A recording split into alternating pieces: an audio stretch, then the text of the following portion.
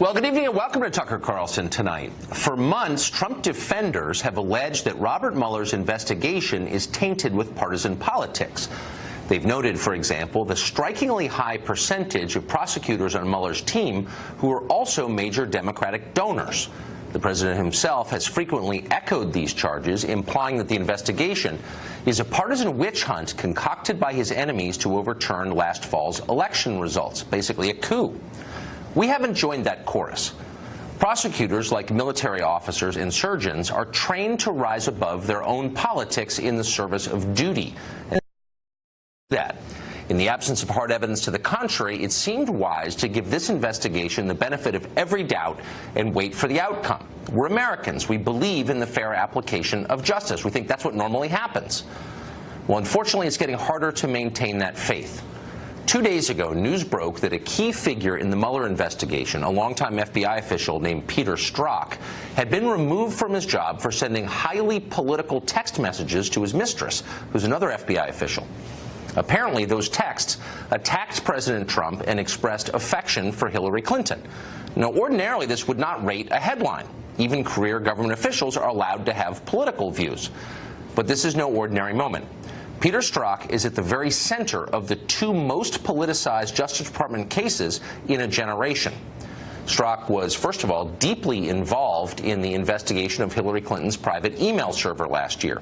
At the conclusion of that investigation, it was apparently Strzok who changed the FBI's description of what Hillary did from grossly negligent to extremely careless. Now, the first description is a crime, the second merely a blunder. So, in effect, Peter Strzok exonerated Hillary Clinton in the middle of a presidential campaign. But then he kept going. Strzok went on to sign the document, the official document that opened an investigation into Russian meddling in the election. The very same investigation the Hillary campaign was calling for at the time, the one that has now completely overwhelmed the Trump presidency.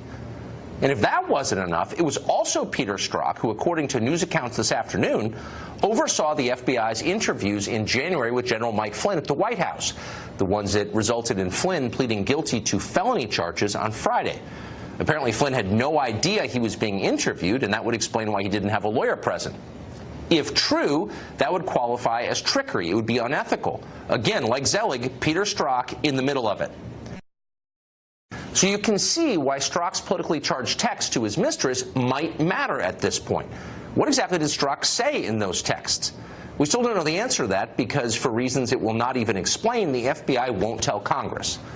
So all the way back in August, the House Intelligence Committee sent a subpoena to the FBI asking for, among other things, information on why Peter Strzok was removed from Mueller's team. But instead of replying, the FBI simply stonewalled and said nothing. Well, that's not just infuriating, it's unconstitutional, because the FBI is not its own government. It's a single agency within the executive branch of our federal government. It's accountable to, among others, the United States Congress, and therefore accountable to voters. Keep in mind, nobody elected Peter Strzok to anything. You elect members of Congress to keep people like Peter Strzok in line.